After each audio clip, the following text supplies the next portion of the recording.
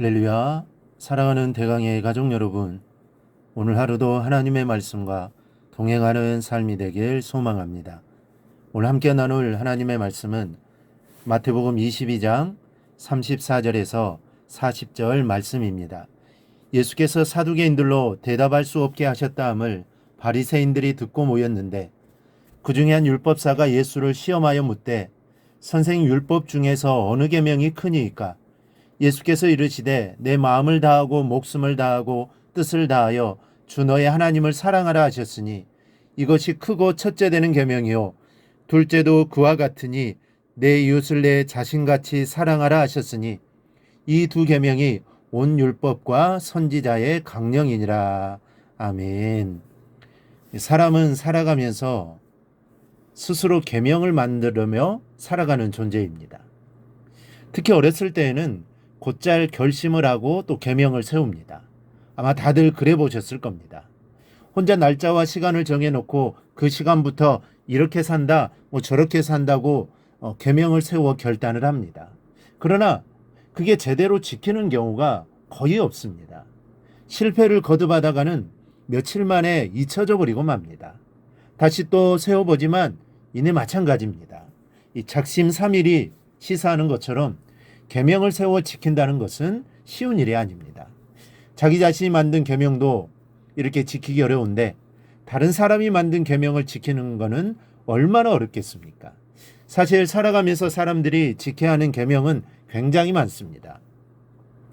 걸어가면서도 횡단보도를 건너는 것도 법칙이 있고, 침을 뱉어서도 안 되고, 휴지를 버리는 것도 구분해서 버려야 합니다. 차를 운전할 때도 계명이 있어서 아무 데서나 핸들을 마구 돌려서는 안 됩니다. 사람이 없다고 그냥 지나가서도 안 되고 또 빨리 달려도 안 됩니다. 반드시 신호등을 지켜야 합니다. 이것만이 아닙니다. 세상을 살아가는 데에는 많은 계명들이 있어서 그것들을 잘 지켜야 합니다. 유대인들은 이런 계명을 많이 가지고 있었습니다. 하나님이 주신 십계명을 기준으로 그 외에 정해 주신 계명들에다가 더하여 세분화된 장로들을 유전하는 법까지 합하면 이 계명에 치여 죽을 정도였습니다. 하루는 율법사가 예수님을 찾아왔습니다. 율법사는 율법을 가르치고 해설하는, 말하자면 그 방면에는 박사인데, 이 율법 박사가 예수님께 율법 중에 어느 계명이 크냐고 묻습니다. 이러한 율법사의 질문은 물론 예수님을 시험하여 올무에 걸리게 하기 위한 것이었습니다. 그런데 예수님께서 답변하여 주십니다. 내 마음을 다하고 목숨을 다하고 뜻을 다하여 주 너의 하나님을 사랑하라 하셨으니 이것이 크고 첫째 되는 계명이요 둘째도 그와 같으니 내 이웃을 내 자신같이 사랑하라. 즉 크고 첫째 되는 계명은 하나님 사랑이요 둘째는 이웃 사랑이라는 말씀입니다. 그리고 이렇게 덧붙이셨습니다. 이 두 계명이 온 율법과 선지자의 강령이니라. 이 강령이란 골자, 즉 줄기란 뜻입니다. 즉 다른 모든 계명들은 다 이 두 계명에 붙어 있기에 이 두 계명만 지키면 다른 계명들은 자연히 해결된다는 말씀입니다. 서로를 끔찍히 사랑하면서도 결혼 10년째 되도록 아이가 없던 부부가 있었습니다. 아이가 없다는 이유로 부모님들은 둘의 이혼을 완강하게 요구하였고, 어쩔 수가 없게 되어서 남편이 랍비를 찾아갔습니다.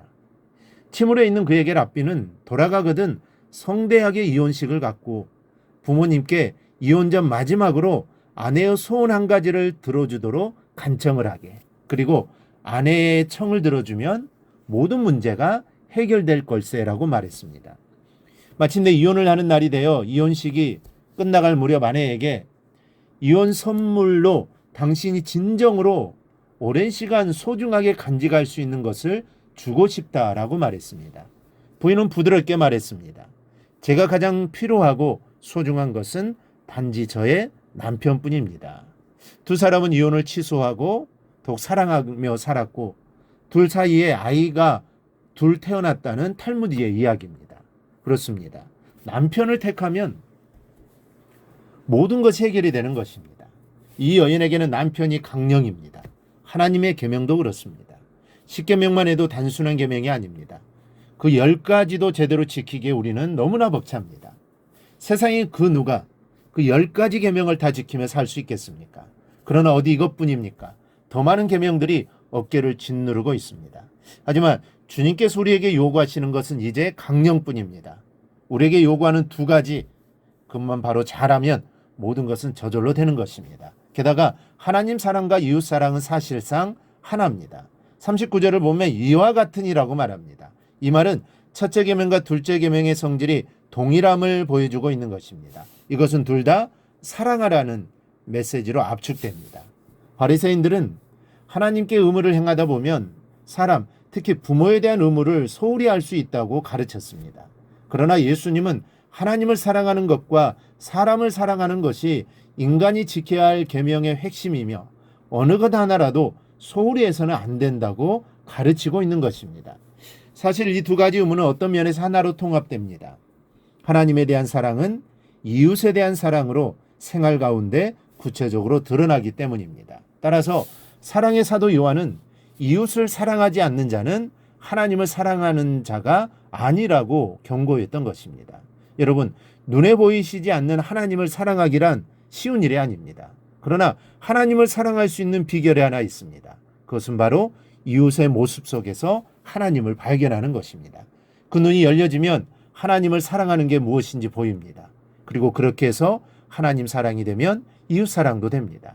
이 둘은 둘이 아닌 하나이기 때문입니다. 우리 모두 오늘 이 진리를 깨달을 수 있기를 바랍니다. 하나님 사랑, 이웃 사랑은 하나입니다. 어느 것 하나도 소홀히 할 수 없는 것입니다. 그러므로 오늘 이웃을 통한 온전한 사랑을 하나님께 드릴 수 있는 여러분들이 되시기를 바랍니다. 그리하여 하나님의 말씀에 온전히 순종하는 삶이 되기를 주님의 이름으로 축원합니다. 오늘 묵상한 말씀을 굳게 잡고 삶으로 실천하며 살아내는 대강의 모든 성도들이 되기를 축복합니다.